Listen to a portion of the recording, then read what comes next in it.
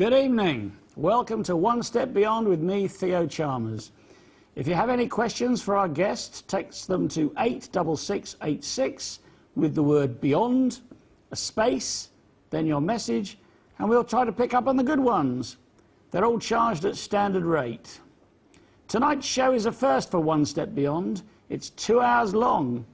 My guest is author of the truly astonishing new book on 9/11, Where Did the Towers Go? Her websites are wheredidthetowersgo.com and drjudywood.com. There's a clue. She is the only person to ever file a legal challenge to the official version of 9/11, well, particularly with regard to the buildings, and where the judge asked her if she has a death wish. She is a former professor of mechanical engineering, and whatever you think happened that day, she will challenge many beliefs. Taking one step beyond tonight is Dr. Judy Wood. Judy, welcome. Hello, thank you. You're very welcome. It's great to have you live on the show, all the way from South Carolina. Yes, I'm here. Yeah, yes. you're Amazing. You're here in the studio. That's fantastic. Now, let me show the camera your book. This is Where Did the Tower Go? It's an amazing book. I mean, it is so full of photographs and research and evidence. And it is literally breathtaking. I mean, it really is something special, and obviously a labour of love. And I know you've worked on this for many years. You also seem particularly well suited to have written this book because of your academic qualifications. Do you want to just give us a quick picture of those? My bachelor's degree was in civil engineering, structural engineering specifically. Engineering mechanics was my master's degree, which is essentially applied physics. And my PhD is in materials engineering science, an interdisciplinary degree, bringing in material properties as well as engineering mechanics. So basically, you understand what should happen to that building, or those two buildings in particular, and Building 7, but what should have happened if they were hit by planes? Or collapse due to fires or whatnot. But in addition to that, my area of expertise is in image analysis and optical methods. So you've got the whole spectrum, haven't you? If they were going to find somebody to do this job, to write this book, it would be you. I suppose so. It's a very unique combination of things. And you've kind of taken this upon yourself, haven't you? I mean, at the risk of your career and many other things. Because what happened that day was so unbelievable to the average person. I could see it clearly, not necessarily every detail on day one, but that something extraordinary happened that needed to be studied. And I mean, one of your main sort of theses, if you like, is the title of your book, Where Did the Towers Go? Because you say that they went away. They blew away, didn't they? Gone with the wind. They disappeared. Absolutely. Well, I'll tell you what we're going to do. I think the first thing we should look at is one of the films from the day. If we can have that first film, please. This is slow-mo film of the North Tower. So can you describe what's happening here? This is slow motion of the building coming apart. I do not say collapse because it surely isn't collapsing.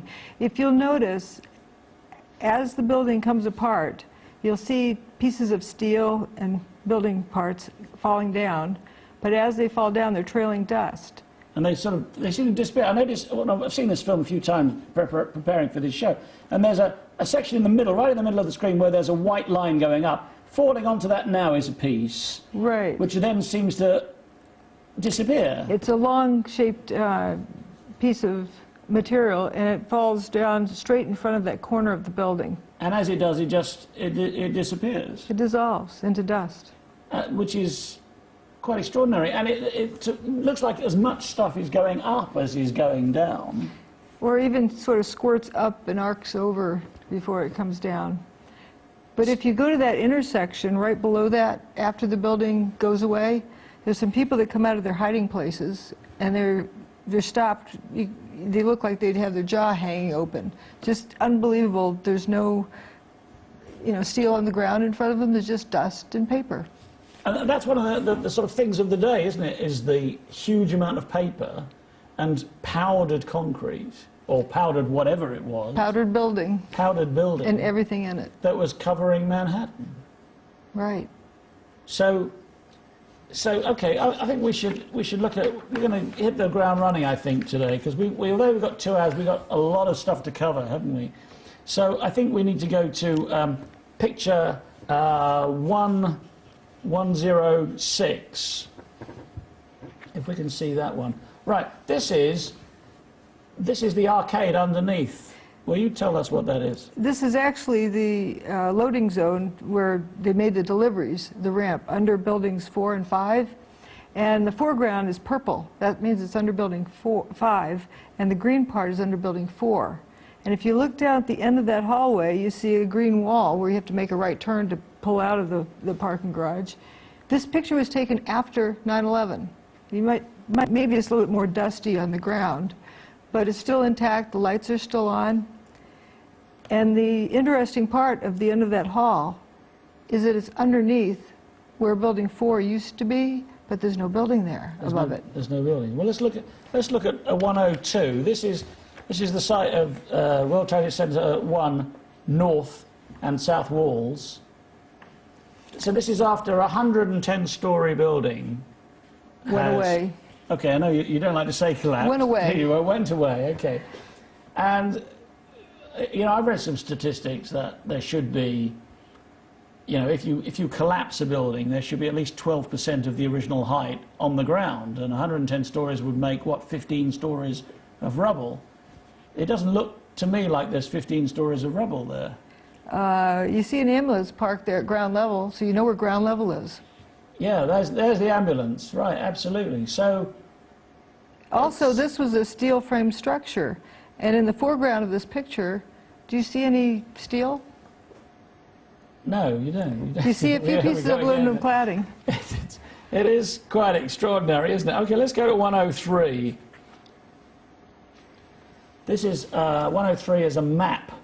It's a satellite image. Satellite image. This is after 9/11, very shortly after 9/11. Do you know how long? I think it was either the 23rd or the 27th. Okay. Of September 2001. Okay, so no chance really to have cleared it all up. No. So, and what you can see there is, the towers are completely gone. WTC 6 on the top right-hand corner has that big void in it where about 50% of the building's mass is just gone. But the rest of it is still there. And some of the other buildings are gone. Of course, WTC 7 has gone as well. And the bottom left-hand corner, that building was building 4, and just the north wing, which north is to the right, just the north wing remains, and the rest was gone basically down to ground level. Gone. You just sweep it up. So how can half a building disappear and the other half still be standing? It looked like it was sliced off with an X-Acto knife. We don't know what X-Acto knives are in the UK, I'm afraid, Judy. Razor blade. A razor blade, okay. And of course, with this hole in the World Trade Center 6, it's a kind of similar thing, isn't it? It's been sort of gouged out with something. It's a void, empty. Some people say, well, stuff must have fallen in it. Well, if debris fell in it and collapsed it down, you look in the bottom of the hole, you should see something. Okay, we're going to whiz through some more pictures, I think. Let's look at number 104. Right, this is... It's an elevation map of what was left. And I've drawn in sort of a ghost outline of what should have been there, or what had been there.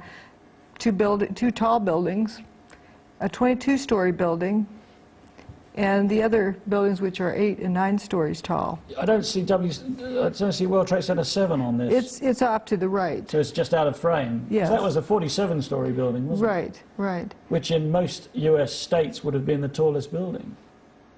Or most cities, and as well as the 22-story building 3.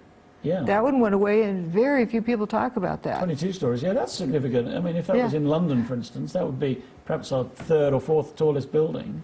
But it's gone. It's gone. And there's a quote there, isn't there, from a firefighter. I'll read this out. I looked and said, guys, there used to be 106 floors above us, and now I'm seeing sunshine. There's nothing above us. That big building doesn't exist. These are the biggest office buildings in the world, and I didn't see one desk or one chair or one phone, nothing. They're in the bottom of Tower 1. They were in Tower 1. They were in Tower 1, between the 3rd and 4th floor and stairwell B. Yeah. And they assumed when the building, they thought, collapsed, they assumed they were buried under such debris that they'd be dead by the time anyone found them.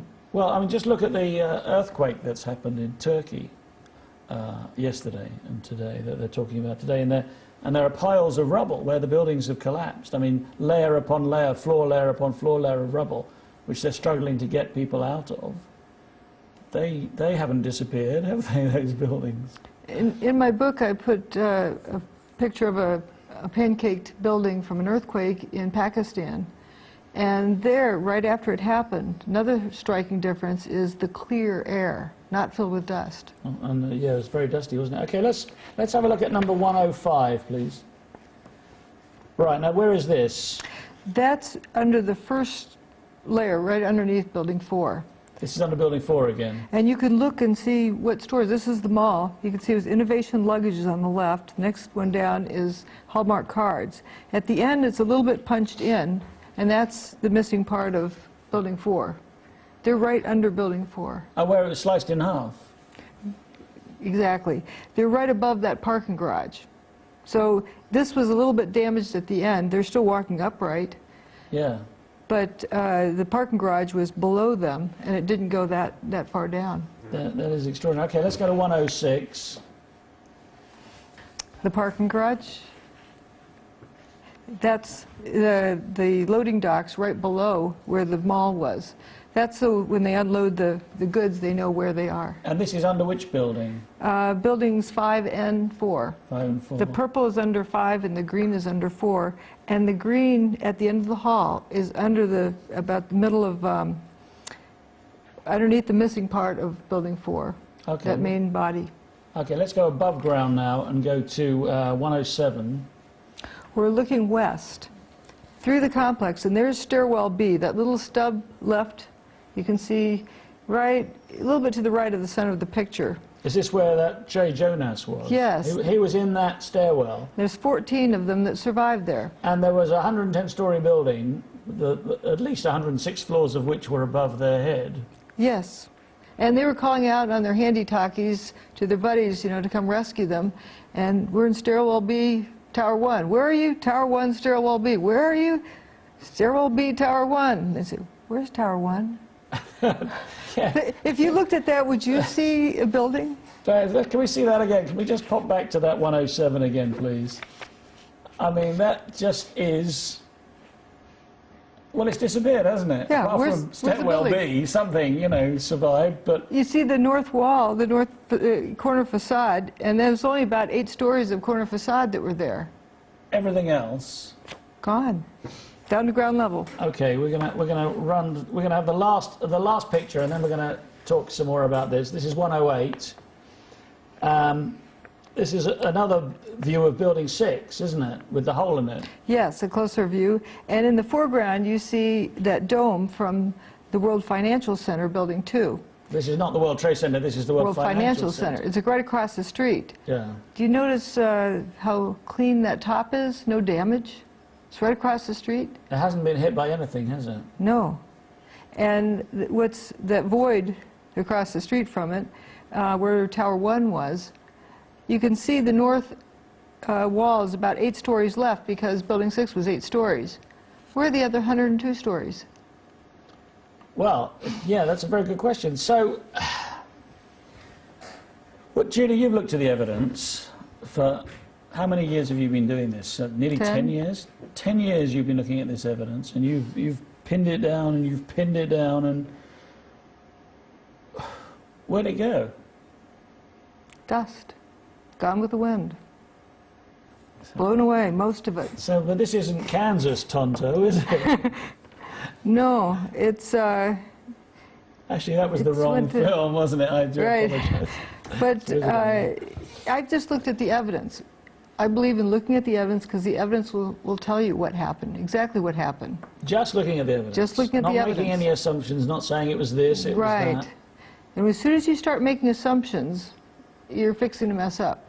Well, it does seem to me, and I've studied this myself, as you know, from the outside, if you like, for very many years, and there are a lot of people out there who've made, well, they have an opinion about what happened on that day, and they say that the buildings were not destroyed in the way, according to the official report, the 9/11 Commission report, but they were destroyed by other methods like thermite or thermate or nanothermite or superthermite or mini nuclear weapons or other methods. Do you reject all of those?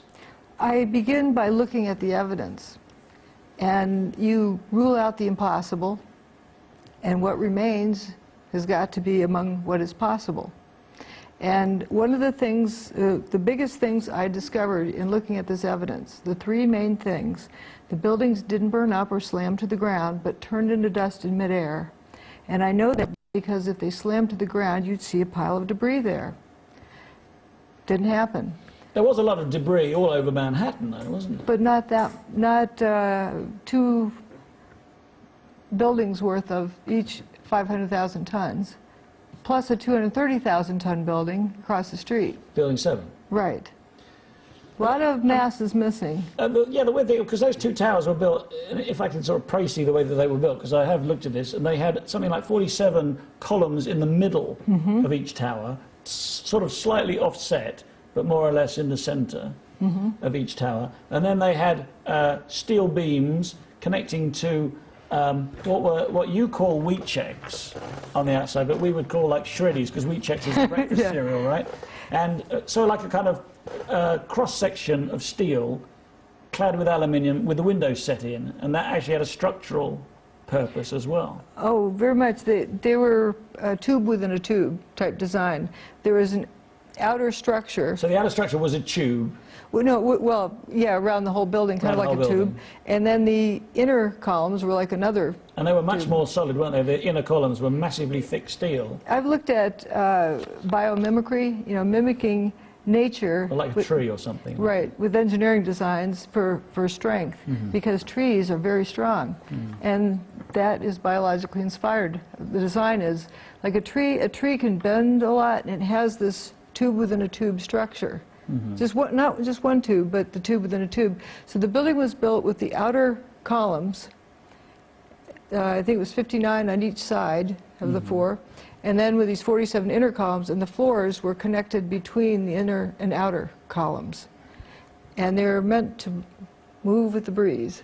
Yeah, and they did, didn't they? Yeah. It was known that they did in a strong wind. Yeah, I was actually in New York in 1985 in a hurricane, Hurricane Gloria, Wow. and they closed downtown, and the World Trade Center area was closed, the Wall Street area was closed, and it was really scary. Bits were falling off buildings.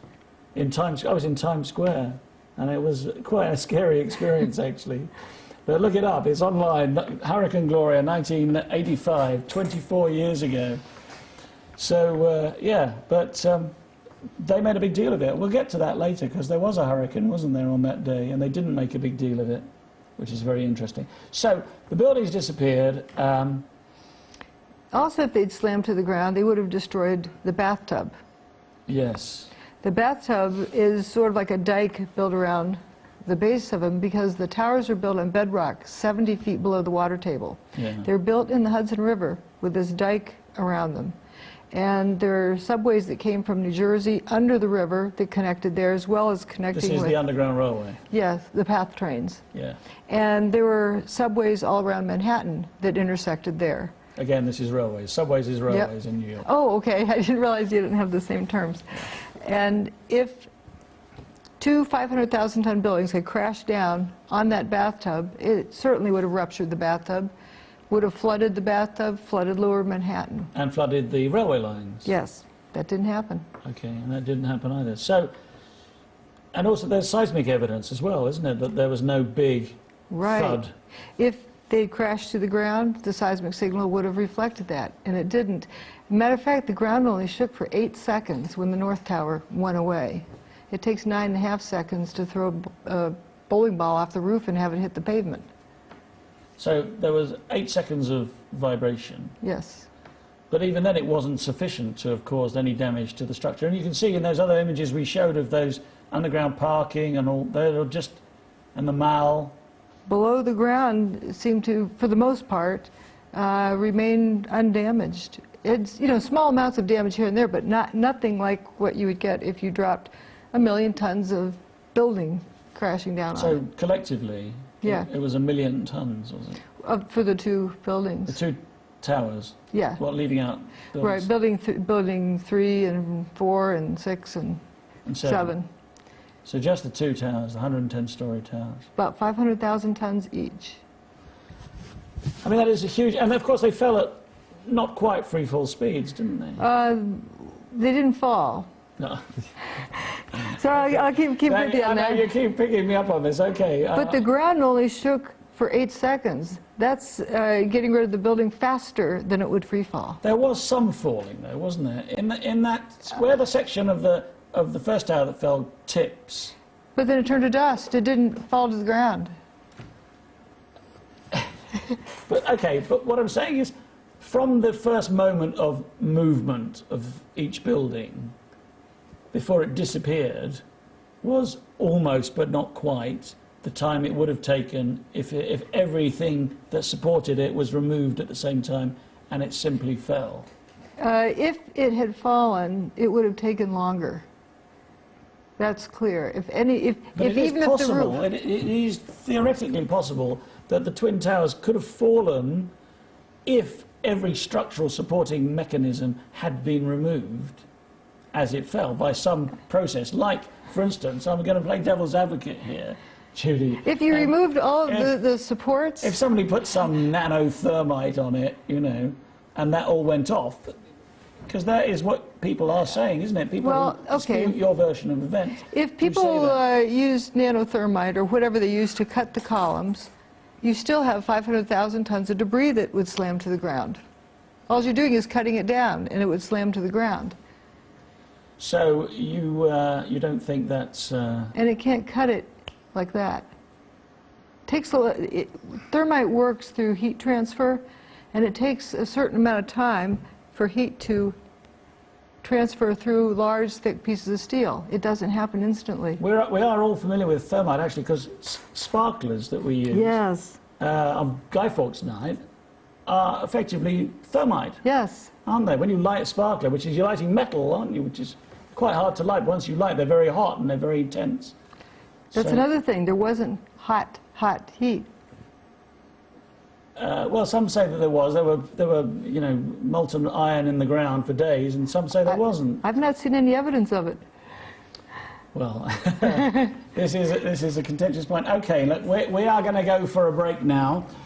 So if you'd like to text in your questions or comments for Dr. Judy Wood, please do so now to 86686 with the word BEYOND. See you back here soon.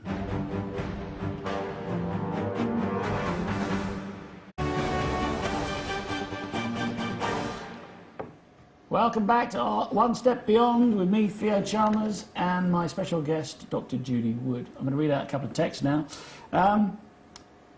Linda says, are any other scientists looking at this theory and how has it been received? You have obviously worked hard on this. Any other scientists Yes. supporting you in this?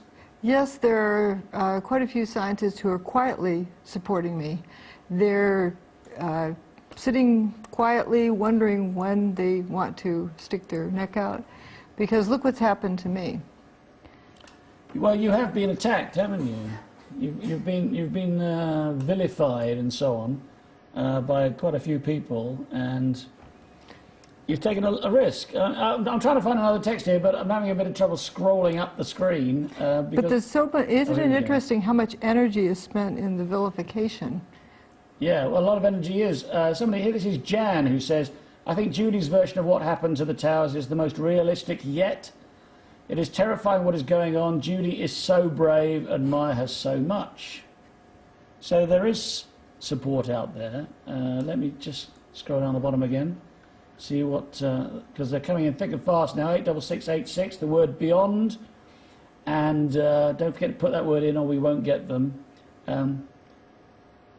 Yeah, this is interesting because we were talking about whether it was hot or not before the break. Carl in Wirral says, firefighters interviewed said it was like a foundry with molten rivers of metal. And I've seen those films, and I'm sure you have, where they say that. So how do you match that up with it being not hot? How can they think that there were molten rivers of steel?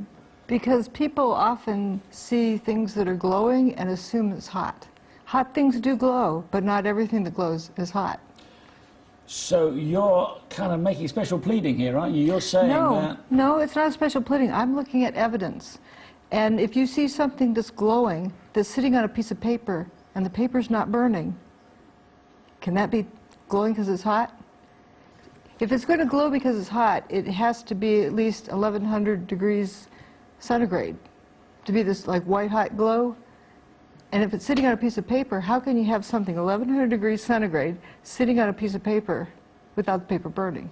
Okay, well that's interesting. Okay, well, I'm going to read one more, well, then we're going to go back with some more images and so on. This is a chap in Tyneside who says, I'm a radio ham in Tyneside. He gives out his call sign, but I won't read it out. Was there any major comms disruption on 9/11 that could be caused by a huge energy EMP? What is that, electromechanical? Electromagnetic pulse. Was it? Not that I know of directly, and I've seen no evidence of it. I've looked at physical evidence. I've tried to stay away from the hearsay type evidence because, let's face it, 9/11 was a psychological operation. And in a psychological operation, no matter how honest people are, they have been led to conclude different things than what happened. But if you physically look at things with logic and with what you know and figure out what you know that you know and separate that from what you know that you don't know and try not to confuse the two because you tend to bias your observations that way. Okay, all right. I think we need to go to another film. We've got one called Dustification, so if we can run that second film, please, or Dustified. Here we go. This is several clips of well, as I like to say, the collapses. Repeat. You can see that piece falling in front of that corner that dissolves. Okay.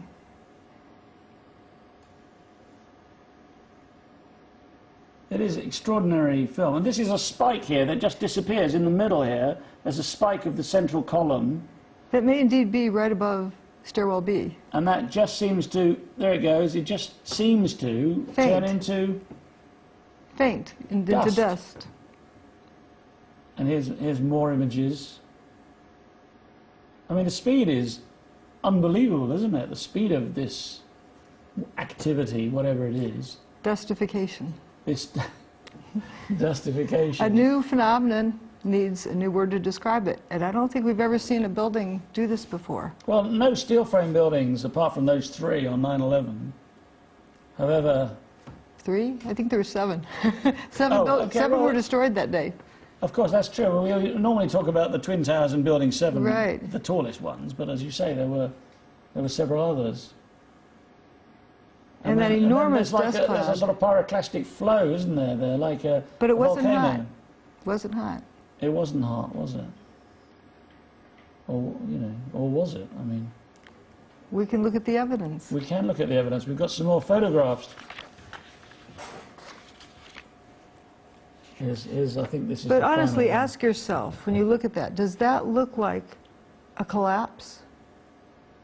And what's trailing behind those pieces of steel? You see how that peels like a banana? Spire again. Let's look at that. But spire. did you see how it peels like a banana around it? Yeah, that's true. But look at the spire. This is fascinating. This spire in the middle here, as it just seems to turn into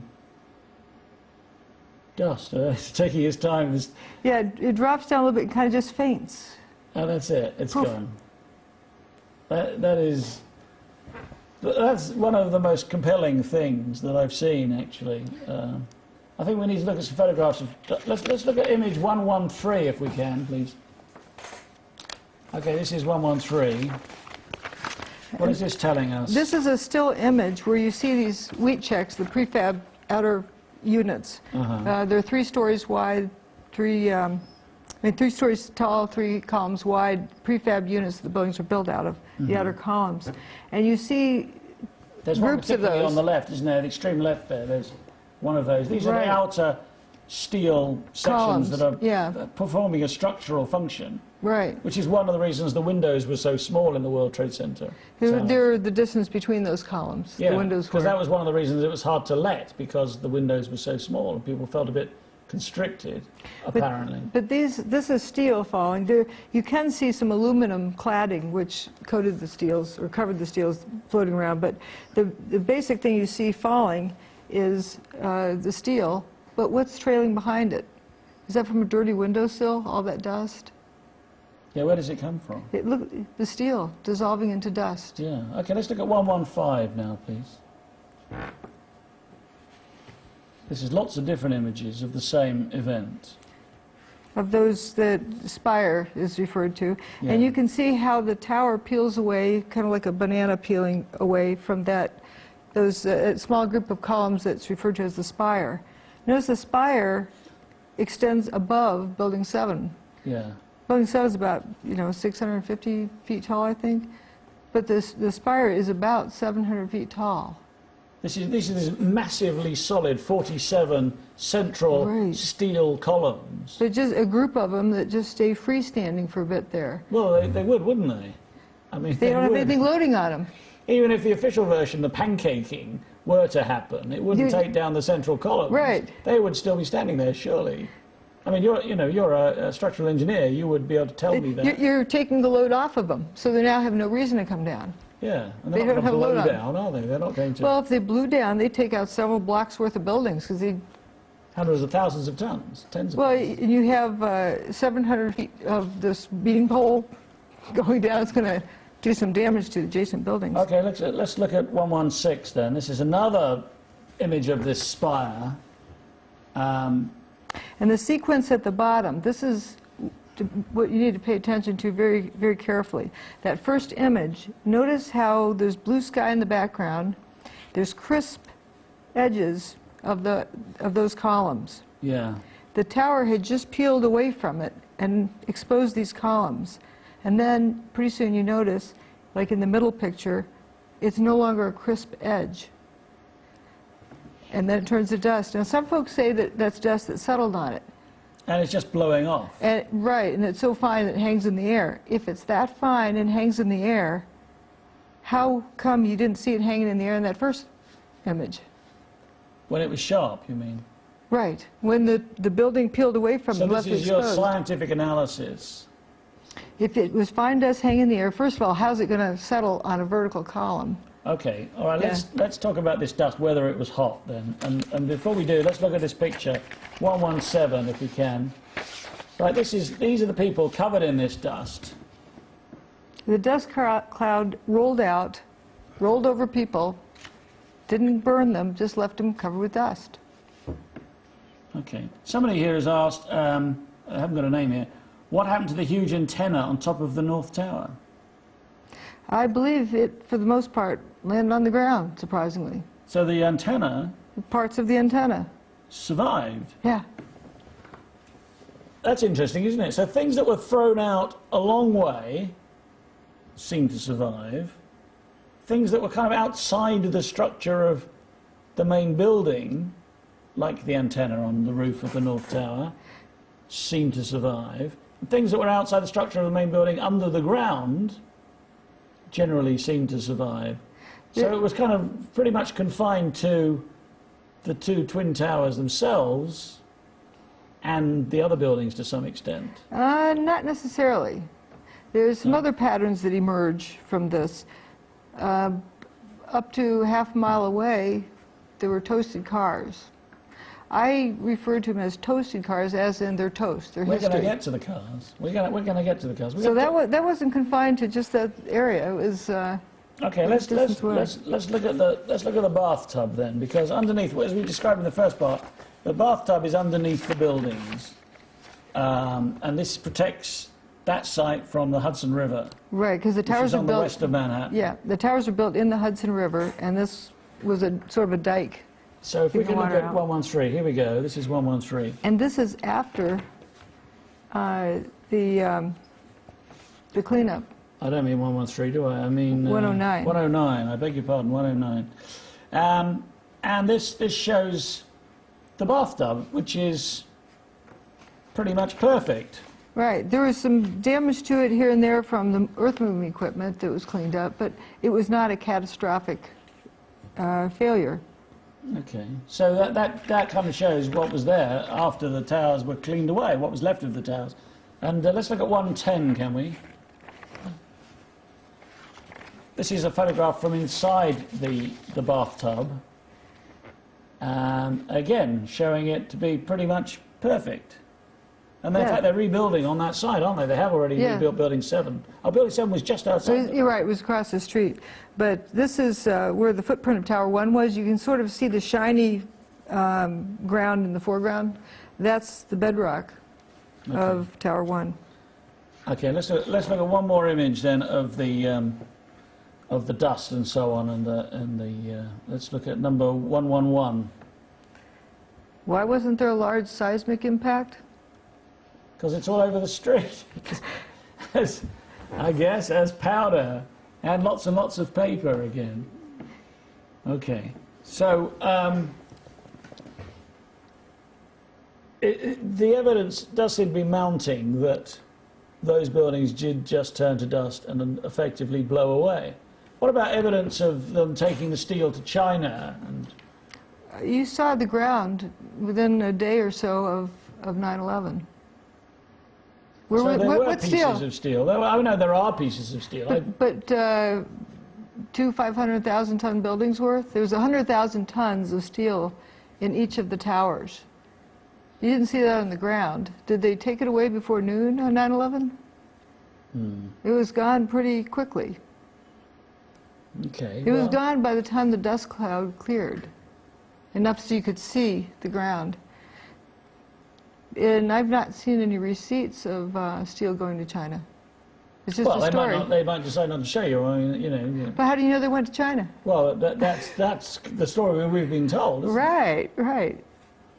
So okay, so you believe that all the buildings turned to dust. Something was Not used. all of them turned to dust, but a significant portion of them turned to The dust. vast majority of them. Yes, turned yeah. to dust. Well, okay, so if it wasn't thermite, nanothermite, superthermate, small nuclear weapons, I don't know, lots of gnomes with pickaxes.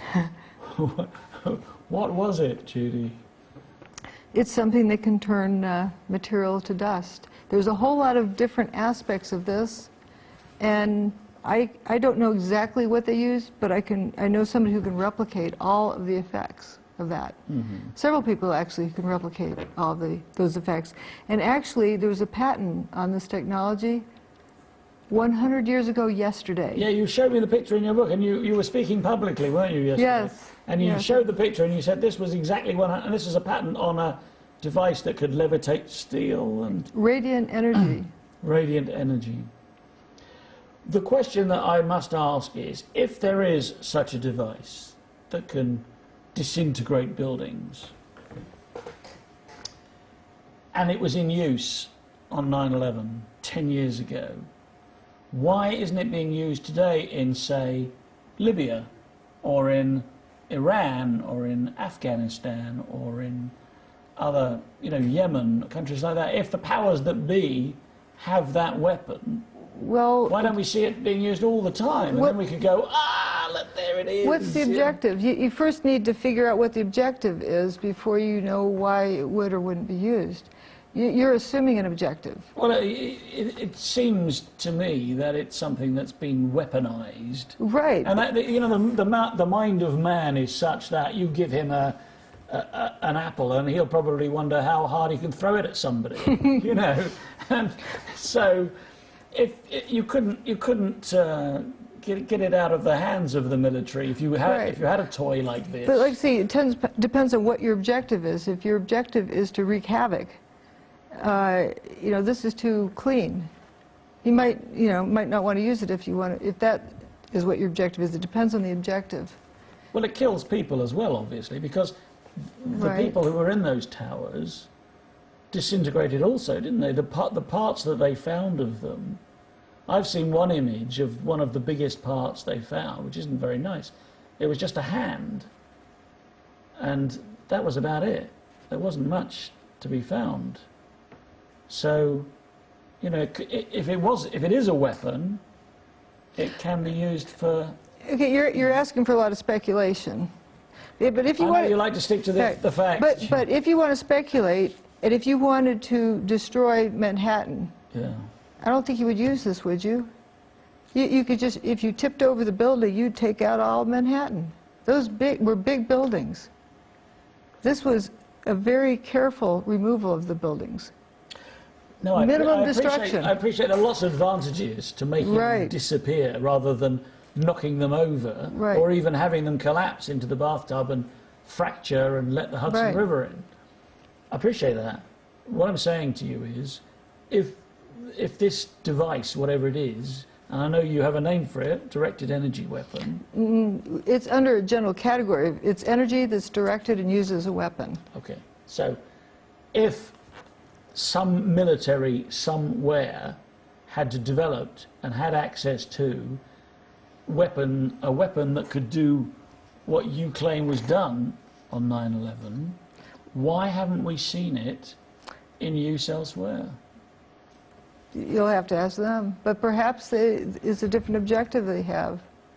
Are there buildings they want to dustify? Have we seen anything like it anywhere? Are there hints of things? Perhaps, but it helps to really study the evidence first to be able to identify it. I know what the process is, so I have a name for the process. It's, the general category is energy that's directed and used as a weapon. Now, Tesla had this.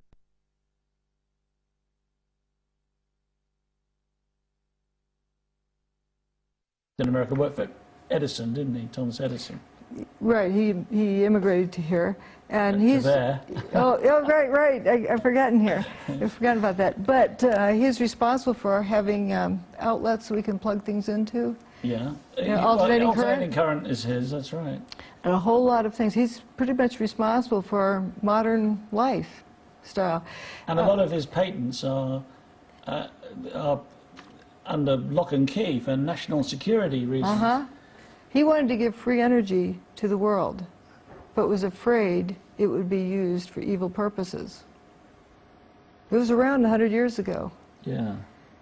So, okay, so you're not only claiming then that these directed energy weapons were developed by whoever, we don't know, and used by whoever, we don't know, for whatever purpose, and lots of people have asked the question, qui bono, who benefited from the falling of the towers. You first have to establish what happened. Okay, well, I understand that, but what you're suggesting now is not only were these weapons developed and used, but that they use free energy? Am I correct in that? This is evidence of free energy technology. And what I mean by free energy is non-conventional energy that is not metered, has not been metered. So, okay, but just because it's not metered, you can cheat the socket. Well, it's not conventional either. It's not conventional. It's what is 0-point energy or I don't give it that name. Perpetual motion energy or. Actually, if I were to give it a name, the name I would give it is magnetic electrogravitic nuclear reactions. Which kind of covers everything, doesn't it? What doesn't it cover? Yeah, electrogravitic nuclear reactions describes low energy nuclear reactions, which the slang term for it is cold fusion. Oh, this is the Pons and Fleischmann, isn't it? Right. The cold fusion thing that was discredited. In fact, discredited, I think, partly by one of the main proponents of the nanothermite. Mm-hmm. You see a trend here? And you know who coined the term cold fusion to discredit it? Stephen Jones? Yes. Oh, well. Okay, so you're saying that not only are you saying that these weapons exist, they've been developed, they're using 0-point energy or some kind of free energy source, but you're also saying now, if I'm correct, and I'm trying to worked through this logically, that But if you have many, trouble... hold on, let me get to the point. Okay. Many proponents of, if you like, the truth movement are dissembling deliberately to avoid revealing this big set of secrets. It doesn't take many people. Folks within an organization tend to follow the leader of the organization. And there's undoubtedly a lot of well-meaning people following that. I'm sure you're right. I'm sure, you know, a lot of people in the truth movement who accept the theories of nanothermite, if you like, are well-meaning, good people who look at the obvious fallacies in the official version of events. If you think about it, the official story was a psychological operation. It was very well planned. Do you think they just forgot to plan a cover-up? So this is their limited hangout, is it? The limited hangout is, okay, it wasn't the planes didn't do it, and nothing hit Building 7. There are going to be people who come along who realize that, so you need someplace else for them to go. So the limited hangout is that it is that, you know, okay, if you don't accept version 1, we'll give you version 2. Yeah. Because we want to protect. And if you don't like version 2, we'll give you version 1. If you have a false choice... Is there a version 3? Is there a limited hangout? Well, there seems to be some backups for that. But if you, instead of following some sort of scenario that someone else is giving you, what I prefer to do, and what the aim of my book has been, is to empower the reader to understand for themselves, instead of having to follow anybody. This is just evidence. If you look at the evidence will tell you exactly what happened. The buildings turned to dust. So, I mean, that's the safest place to be, isn't it? Just looking at the evidence. Not, I mean, you've made some certain conclusions, and I know, and it's kind of, it puts you in a vulnerable position. It means you can easily be attacked by those who have a mind to do that. But no one has refuted what is in my book. And it's a massive, massive, massive book of... And none of it has been refuted. Not a single thing. Not a single thing. No one said, well, this is wrong. Correct. You hadn't had to make any revision or say, no, there's a little bit wrong there. Because I've only talked about what is there, what is actually there, the evidence. People have... Well, we've got to go for another break now. All right.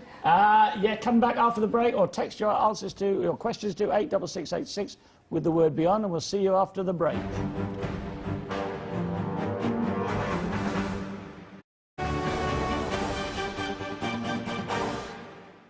Welcome back to One Step Beyond with me, Theo Chalmers, and my special guest, Dr. Judy Wood. Judy, I've got to read out this text here. This is from Mike in Manchester. He says, Theo, I think your guest is as daft as a box of frogs. Excellent example. Example. Note, they did not refute my book. And note, So it's just an ad hominem attack. right. They don't address the evidence. They don't address what I present. Okay. Are you saying that then that concrete doesn't turn to dust when it falls upon each floor when collapsing? That's Phil. That those steel beams going down with dust trailing behind it, that's not falling onto another floor. And we're just seeing that earthquake, you know, great Right. amounts of concrete have No fallen. dust in the air. Well, very little dust in the air. And also they're still there, the concrete blocks, aren't they? They're still concrete. They're stacked up, you get the pancakes. Yeah. The stacked pancakes. Because it's sitting in so many texts, it's quite, they keep moving, it's really hard to read them. This is Carl in the Wirral says, have you had any comments from the people who compiled the NIST report? Have they responded in any way? They're not likely to, I suppose. I did submit a request for correction to NIST in 2007. Let's talk about your key TAM. Yeah. Key TAM is QUITAM, is Yes. your legal action. This is a call for correction, isn't it? It's two separate things. I submitted a request for correction to NIST saying that, This is the National Institute of Standards and Technology. yes, and they were mandated by Congress with our taxpayer money to determine why and how the towers collapsed. Collapsed. Yeah, and that was the name of the report. Yet NIST admitted to me they did not analyze the collapse. They admitted that in writing? in writing to me. Yes. So they're admitting their report was fraudulent. The contractors for the NIST report... Well, they're not admitting that their report is fraudulent. They're admitting that they didn't do the job they were paid to do. That's right. Slightly different, isn't And it? accepting payment for that is fraud. Okay, yeah, you got them there. Now, we can't sue the government, a government agency, but we can sue the contractors who committed science fraud. But NIST is a government agency, isn't it? Right, but the contractors they hired to help them with the report. Yes. Interestingly enough, they hired folks who are experts in developing energy weapons. Okay. So they knew what not to say, perhaps. Right, and to look over it. Oh, just for clerical use, right? Just to sharpen our pencils. No, they knew what they were looking at. Okay. So is this action you took then was against the contractors, or wasn't it a demand for correction? Wasn't this well, first, Ketam, was that a separate thing? This was the beauty of what my lawyer had figured out, that in order to file a Ketam case, it's a whistleblower case. You need to do an act of whistleblowing. My request for correction to NIST was my act of whistleblowing. I was notifying a government agency that their contractors had committed science fraud, and I listed the things that they had done fraudulently. This is the one where the judge said to you, have you a death wish? That was, I used to talk so much about that, but people in the courtroom would have heard that. That was at the Court of Appeals level. But having been a whistleblower then qualified me to file a whistleblower case. So that's basically what the request for correction was establishing, you know, your contractors did this, this, and this. For example, Underwriters Lab made a mock-up of the floor, 2 full-scale mock-ups and 2 half-scale mock-ups.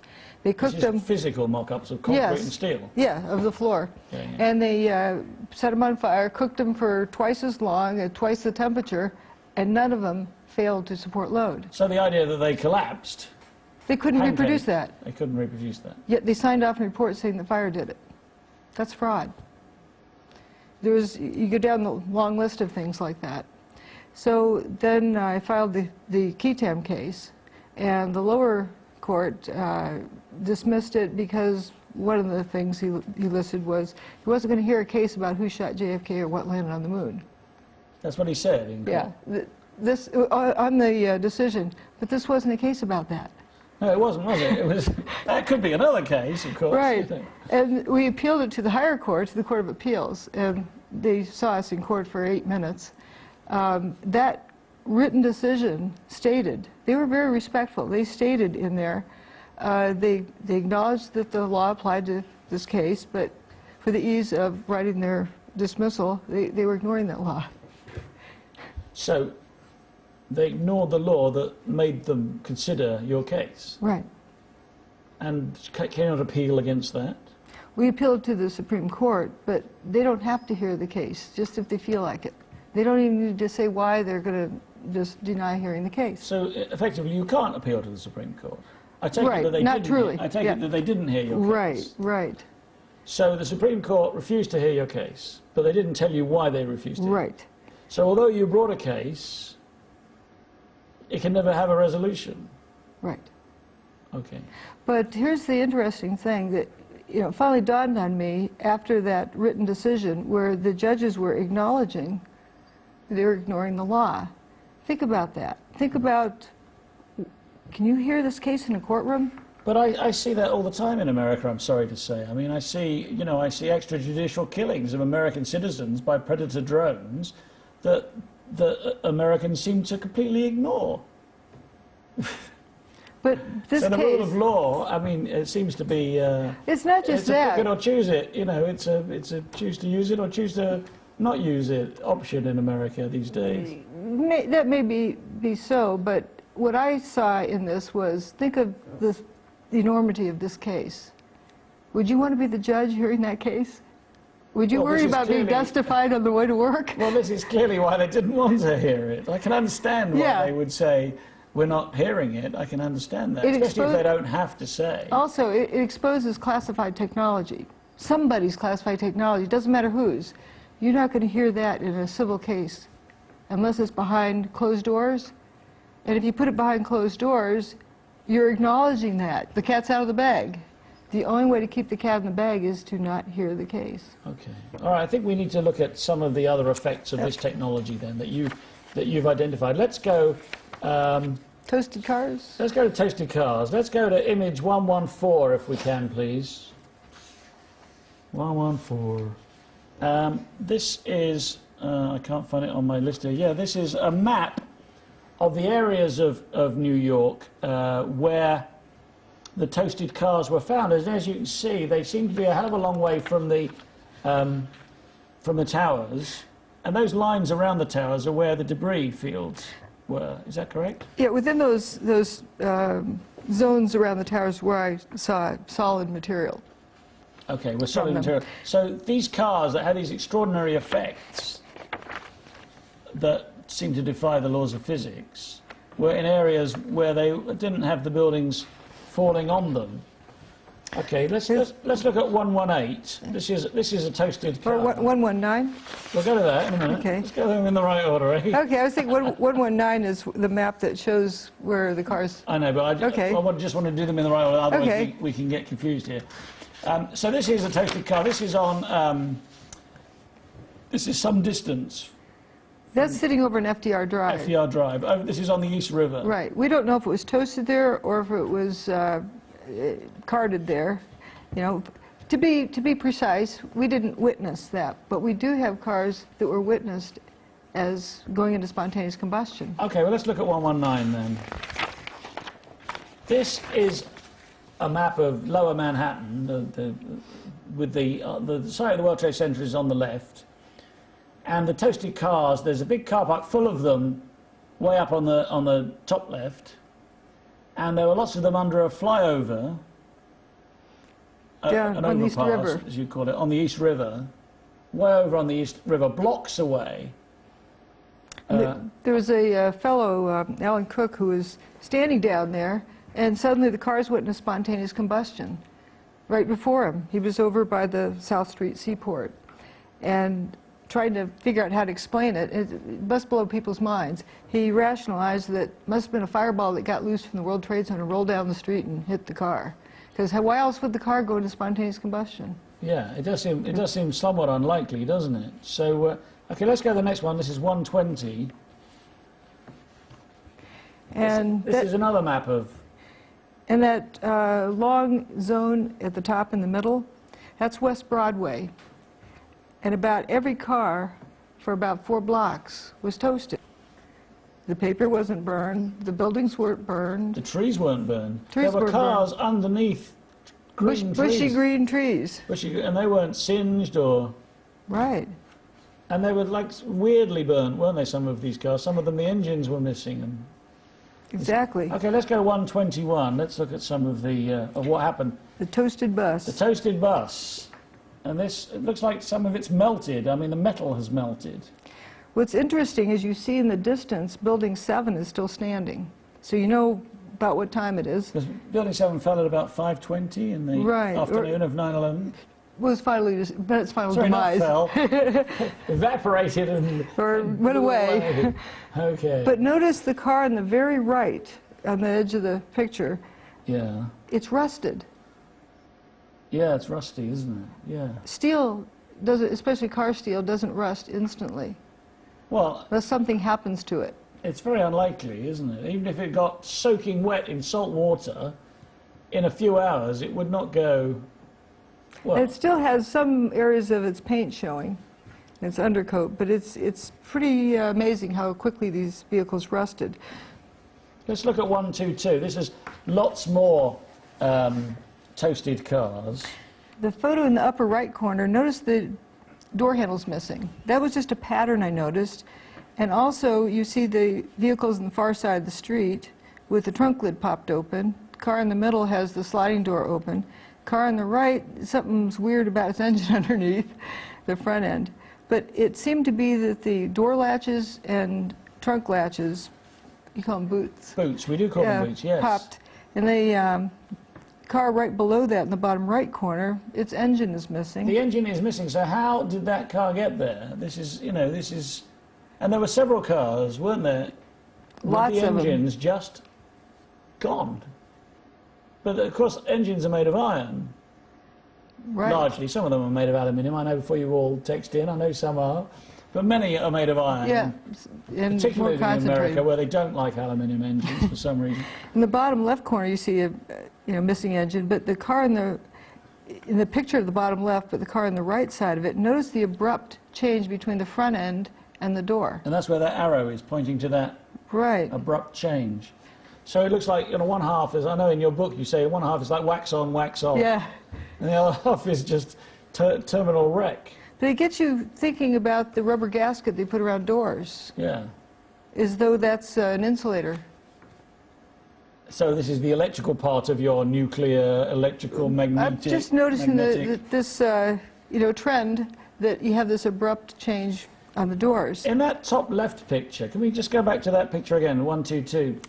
In that top left picture, what is that? I think it used to be a mail truck. I mean, a building didn't fall on it, did it? And if it did, it was just dust and paper. Parallelogram kind of thing. It's extraordinary, isn't it? It is extraordinary. Okay, And let's- the police car that's parked right next to it, you see just the back end's toasted, not the door again. the front is fine. Yeah. Or so it appears. And let's look at the final picture of toasted cars. We have got, there's plenty more in Judy's book, but let's not go crazy here. But let's look at 1, 2, 3. Now this one, Unburned paper. unburnt paper all over the place. There's green trees there. And the second car back on the right clearly doesn't have an engine. Another car parked in the street. How did it get there without an engine? Did someone just, on that day, did lots of people decide to go out and take a car out with no engine? There's a tremendous number of them, including in the parking lot. But there's another trend to that. Notice the traffic light's still there. Yes, it is. It's podded in the ground. Same with the signpost and the buildings. So you're saying it's earthed, Yeah. whereas the cars are on rubber tyres? Yeah. Ah. And things that are not grounded can build up a charge more.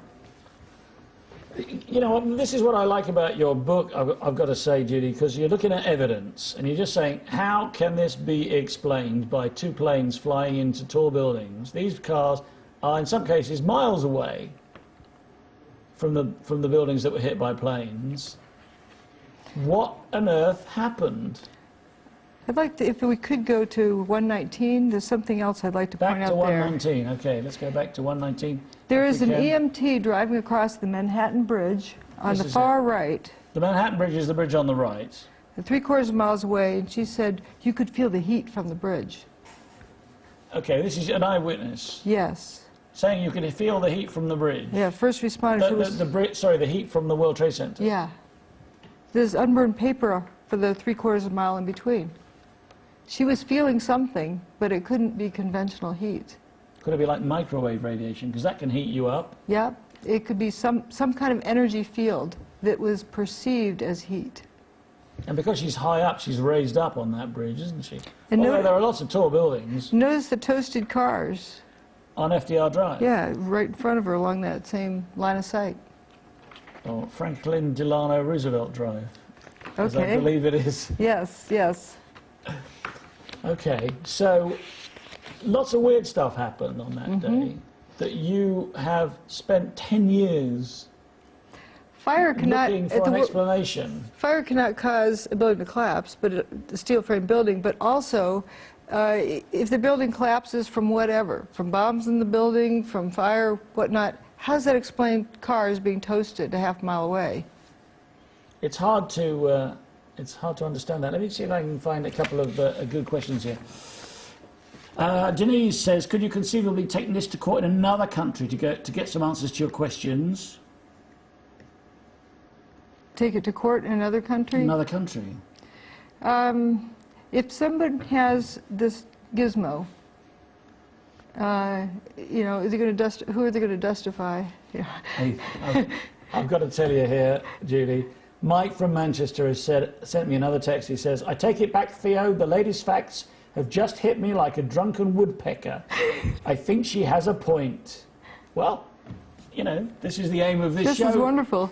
Just Yeah. to present Dr. Judy Wood's facts And, you know, you can decide, you can take what you want from them, but I do sincerely recommend this book, Where Did the Towers Go? Because I got this book, I actually bought it, I didn't even get a free copy.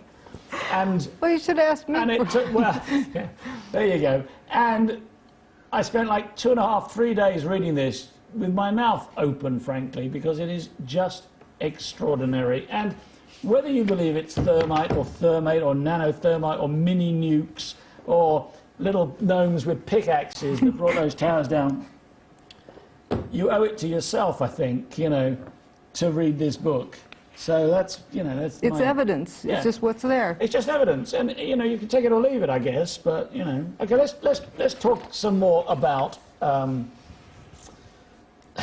You know, one of the questions that we've got here, one of them said something like, "Has she got a theory?" I can't find it now. Oh, actually, no. Gary Makin in Liverpool said, "Could this be the result of?" Oh, it's gone funny again. A satellite-based microwave weapon. Could it be? It's not from a single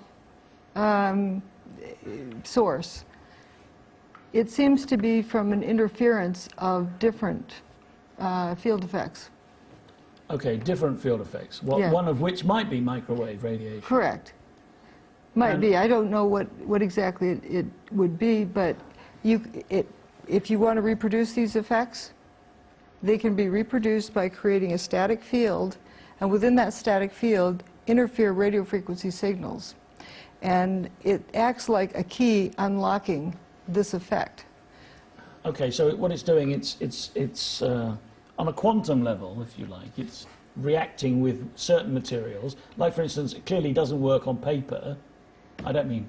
Some aspect of it doesn't. Whatever happened at the towers was very intense.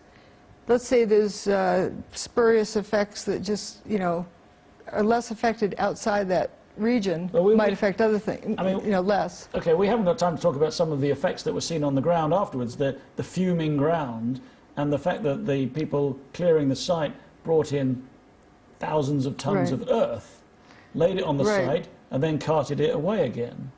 Or that buildings nearby that had suffered a little bit of damage were rusting in a peculiar way.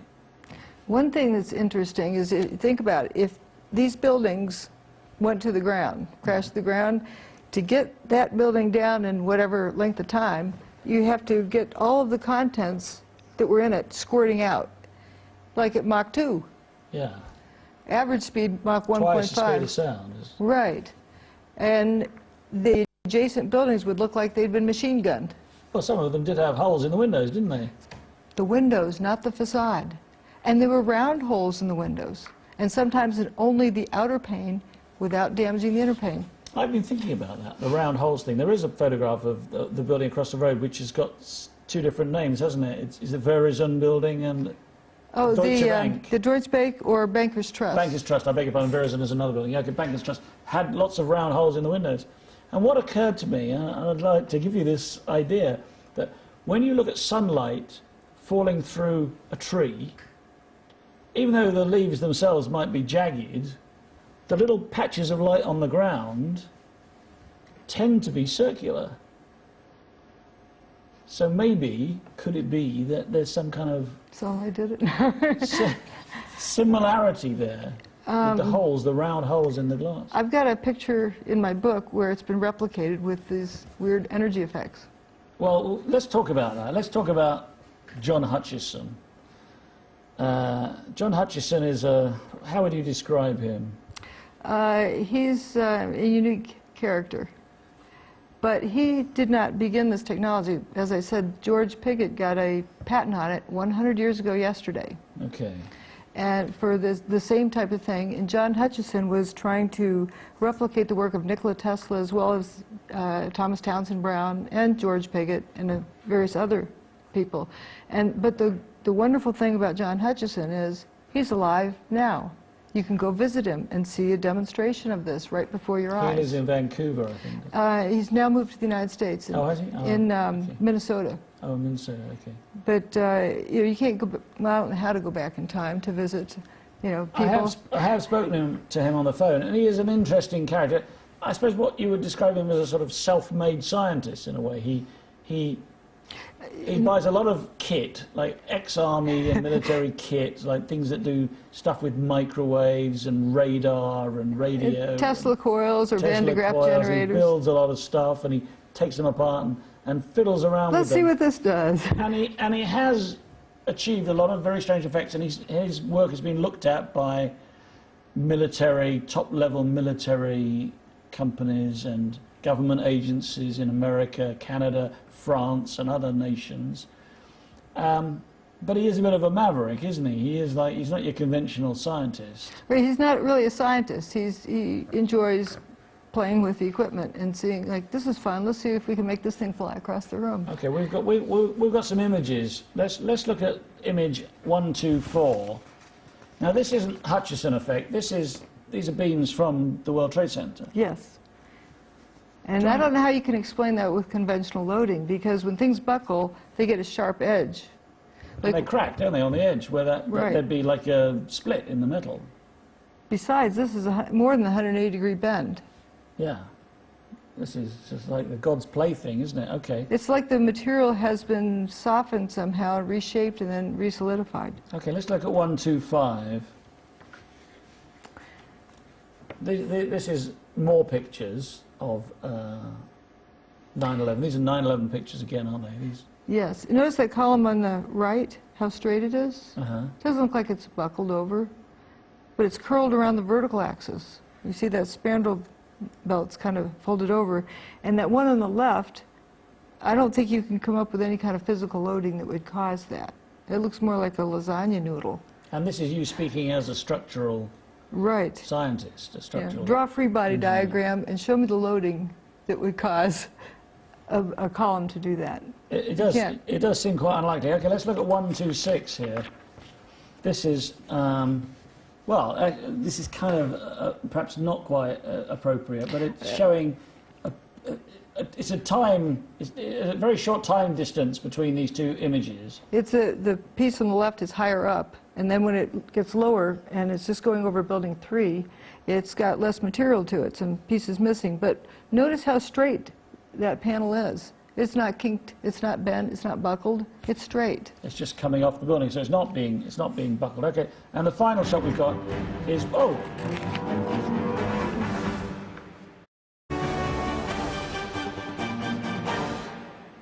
Welcome back to One Step Beyond with me, Theo Chalmers, and my special guest, Dr. Judy Wood.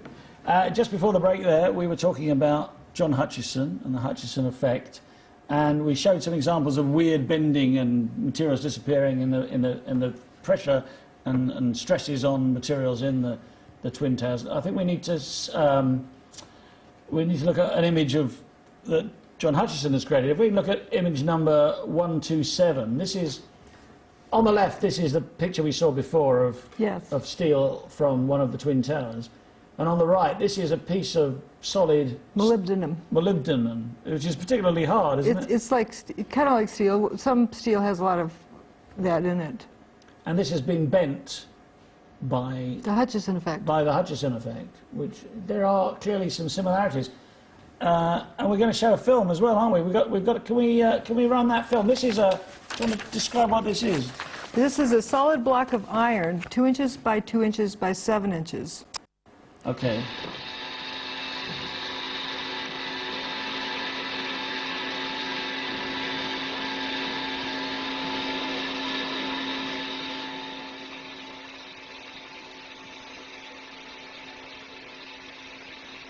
Watch the fumes come off it.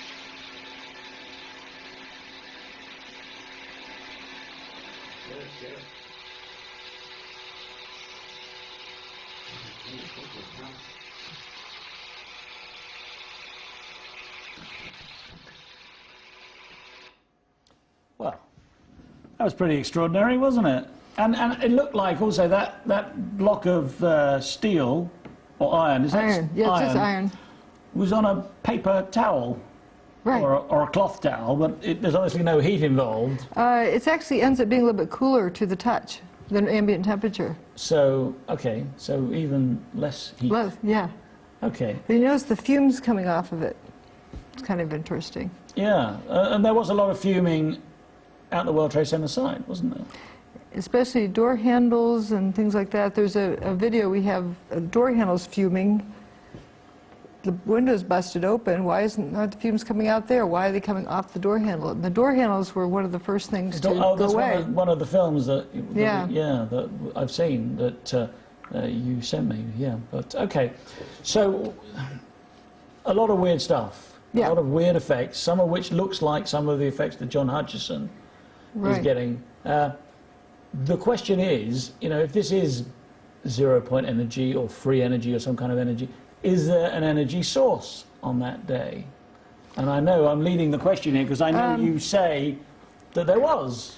No, not exactly. Okay. What John Hutchison can do is reproduce all of the same effects. And so let's look how he does it. He creates a static field, and within the static field interferes various radio frequency signals. I was looking at where the dust went up. The dust seems to, you know, fumes go up. And when I went to it from the World Trade Center, and I went to study that more and more, and I thought I'd get some weather satellite images to get a better look. And then, what was this I saw? There was a hurricane right outside of Manhattan. This is the really weird thing, isn't it? There was a big hurricane on the morning of 9/11, just off the coast of New York State. In a Category 3. A Category 3 hurricane called Erin. And bizarrely, it seems, no one on the news mentioned it. Now, I told you earlier, I was in New York during Hurricane Gloria, and believe me, it was everywhere, all over, every news channel, and it was no worse than this one, than Hurricane Erin. It was heading straight for Manhattan. Hurricane Irene, this past fall. They evacuated Manhattan, and the thing was barely a Category 1, and it was busting up over land. So let's look at some images of that. Let's look at image 128. Here we go. This is 128. This is a satellite picture of Hurricane Erin on the morning of 9/11, if I'm not mistaken. There you can see New York City with a circle around it. Massive hurricane. You would think this would be all over the news, wouldn't you? Like, you know, maybe not mandatory evacuation, but voluntary, because if that doesn't turn around. That's heading that way. Well, let's Manhattan's at sea level. Let's look at the direction it was heading. Let's look at 129. Here we go. This is the direction of Hurricane Erin. It's going from the bottom to the top. So on the morning of 9/11, it was at the closest point. Is that correct? To Manhattan.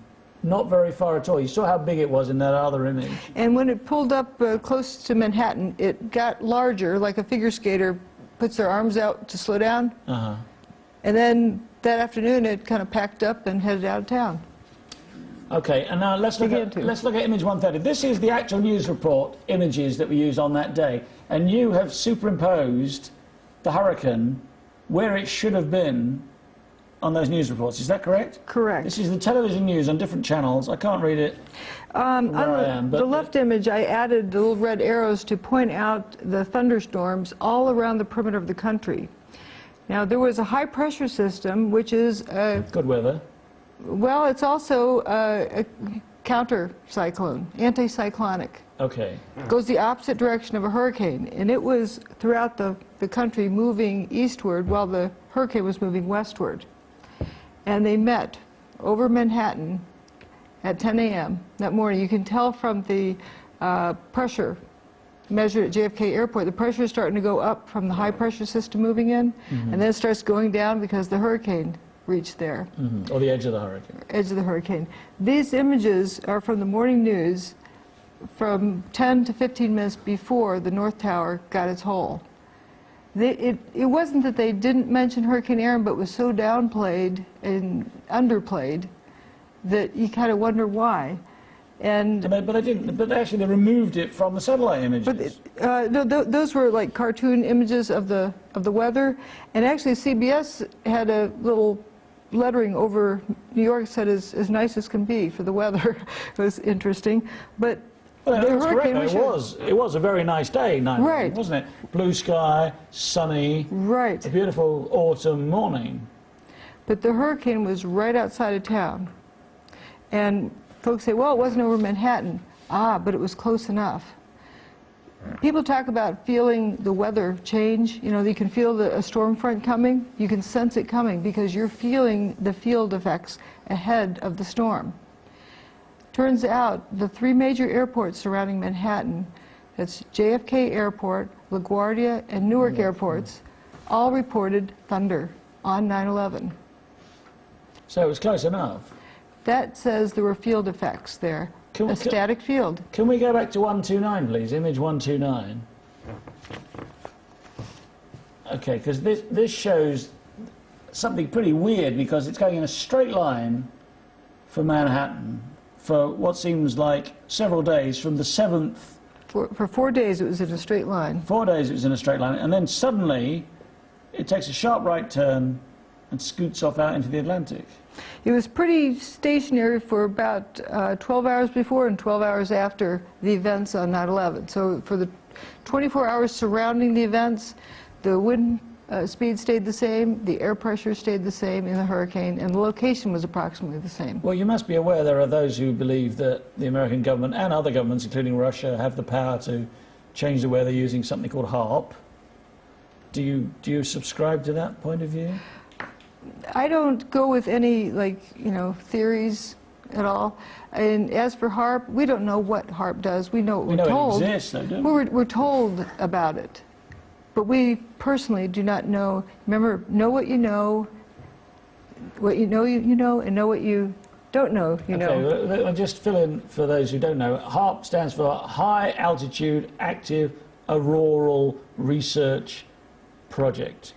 And it's to do with massive amounts of radiation beamed into the ionosphere, I think. Yeah, that's what they tell us, that it makes a little kind of like bubble in the ionosphere so it heats it up to send things back down. And there are several sites around the world, including one in Norway and 2 in Alaska and 1 in Russia and others, I believe. But I'm just looking at, again, the evidence. I don't know that the hurricane was used that day, but I know it could have been.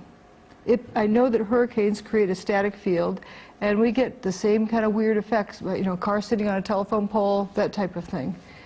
Evidence of levitation. Yeah, there's some fantastic pictures in your book, actually. Car sitting on a fence. The car sitting on a fence, and there's another one of a plank through an upright telegraph pole or a palm tree. Yeah, there was a 2x4 it went through a palm tree. That was Hurricane Andrew. Yeah. That did that. So there's this weird effect on materials, like it softens them up, and things. Straw through trees. Yeah, straw through trees. That defies belief, doesn't it? Vortex kind of energy system. Okay. It's pretty weird. Okay, so this is the last segment of the show. Let me clarify something. I do not say like the extension cord for the gizmo was plugged into the hurricane. No, you don't say. No. But it's possible. Not really. I'm saying that it creates a static field. There's a massive amount of power in a hurricane. But it's a static field, and that's part of the key. It's not the amount of power. Like what John Hutchison does, you just plug it into a regular outlet. They're 110, in North America. 110 volts, yeah. And it doesn't take much power. It's the type of interference that counts. If you create a static field, and within that interfere radio frequency signals, voila, you get this weird effect. And I think it's important that we start looking at what we're doing with radio frequency signals and natural weather systems. Yeah. Okay. Well, that's fair enough. Let's look then at, what we've done tonight is we've explored some evidence, and as you claim, none of this evidence in this book has been refuted. Correct. But now that people have taken this on board, and even Mike in Manchester now says, oh, you've got something, those who now think maybe there is something to this, what can they do with it? What can empower them from this point on? Because a lot of people have dismissed the official version and have thought that the solution, which seems fairly mundane, was, okay, they used some kind of explosives, it was thermite, it was maybe mini nukes or whatever it was. What can they do with the knowledge that it was truly weird? The limited hangout is the limited hangout, But what really happened that day may have been something that's mind-blowingly weird.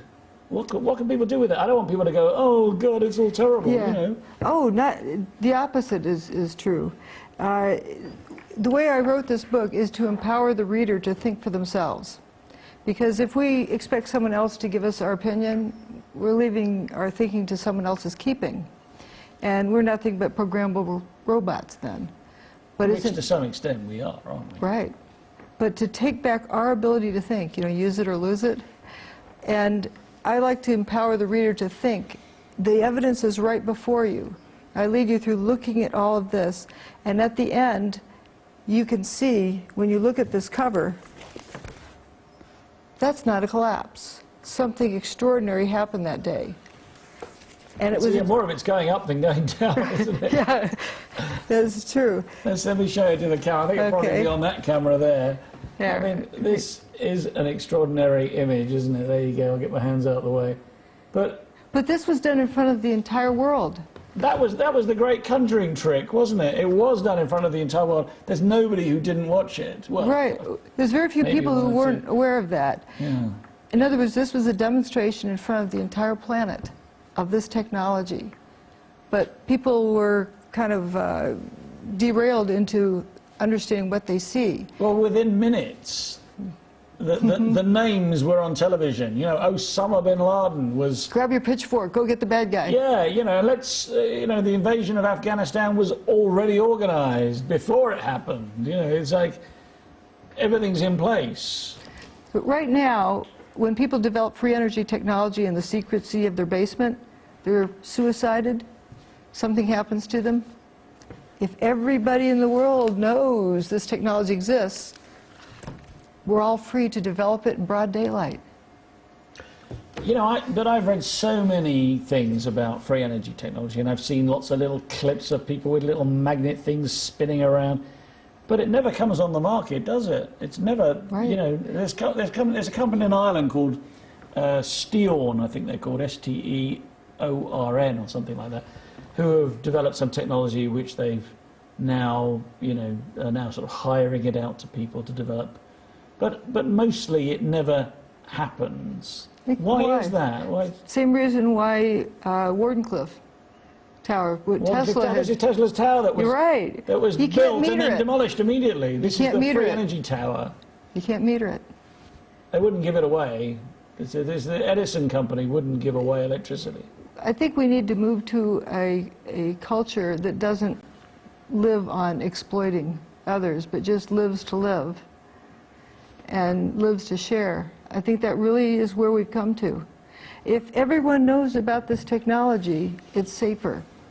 That means everyone grows up realizing we need to be careful of how this is used. We need to use it for good, not bad.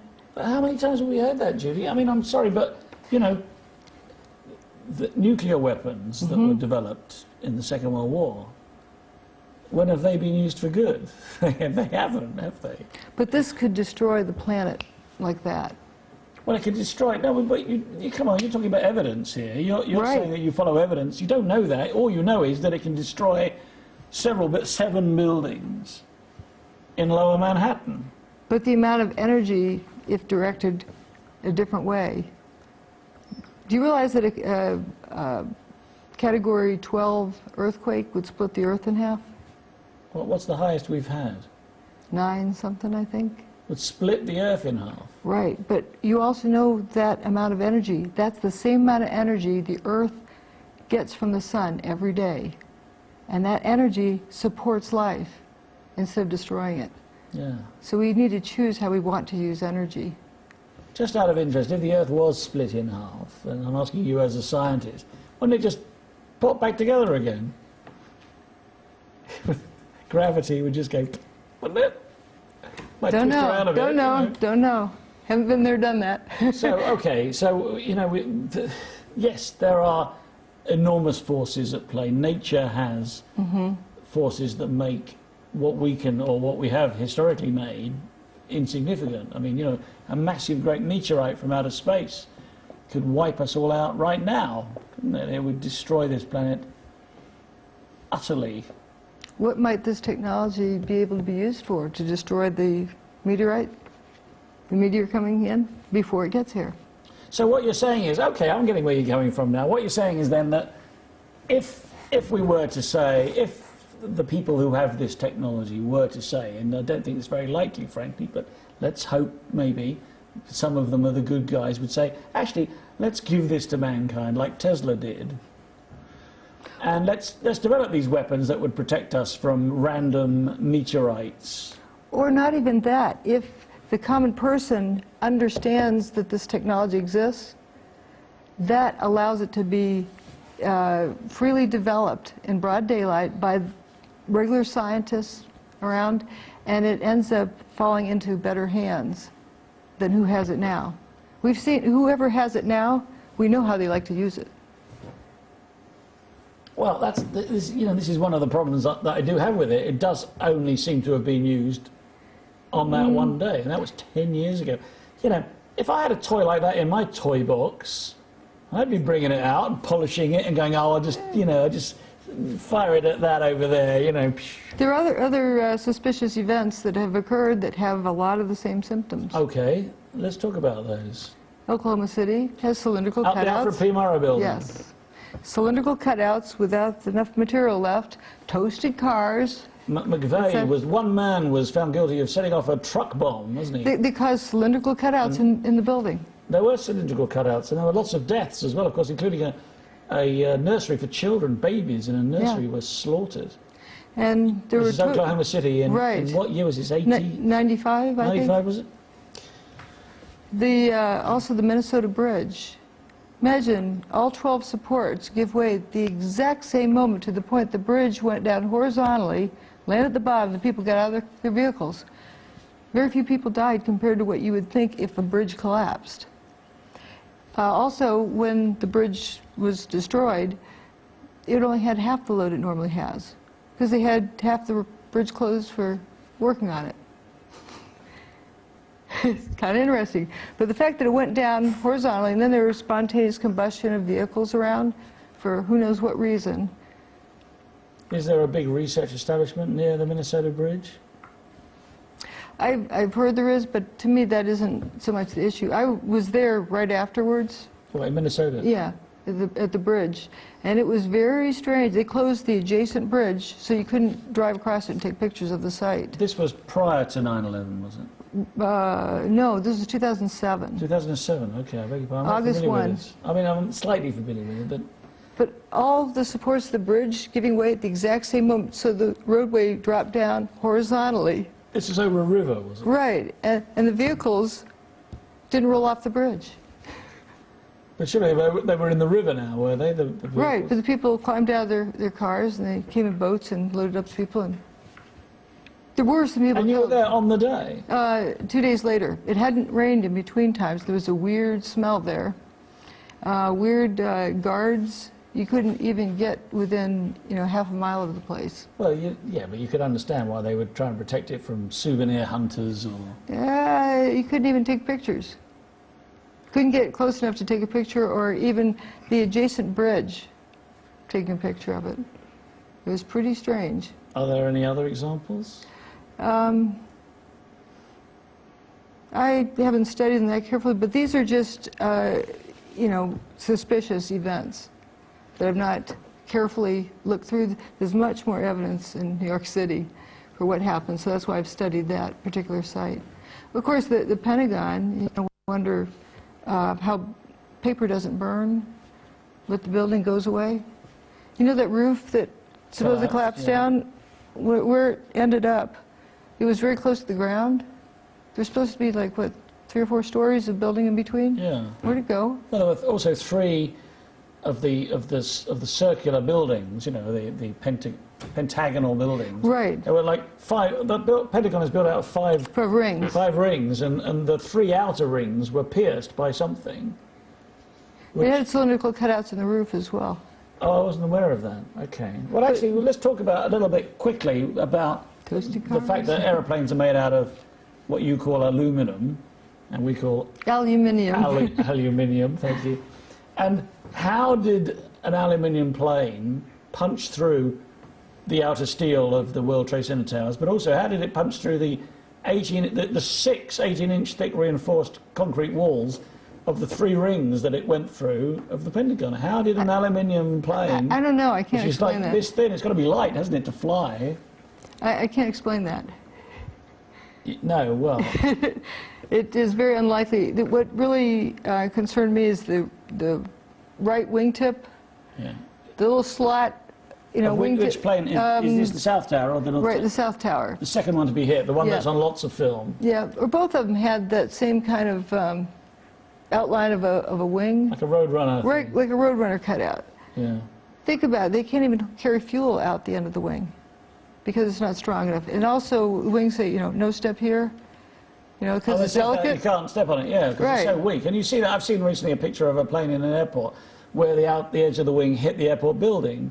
There was no hole in the airport building, but the wing was wrecked. Right, You know, it was just taxiing. It wasn't going at, you know, several hundred miles an hour. Like, right. but that doesn't affect Newton's laws of motion, does it? Yeah, equal and opposite forces. Yeah. So it would have bounced off, wouldn't it? Or you would have thought that... Now, I don't know about bouncing off, but, you know, a thin aluminum wing isn't going to slice through a steel column. Yeah. That's a problem I had with that. Yeah. So, And I'm okay. saying what happened, but I'm saying that story doesn't make sense. Okay. Well, I think we're going to end it there, Judy. Okay. Okay, that's all we've got time for. Thank you to everyone for watching and to those who texted, and thanks to my guest, Dr. Judy Wood. If you want to learn more about her work and what you can do, please visit... oh, my order queue is no longer working. wheredidthetowers.go.com and drjudywood.com. I look forward to inviting you to take one step beyond again. In the meantime, may the God you seek be you.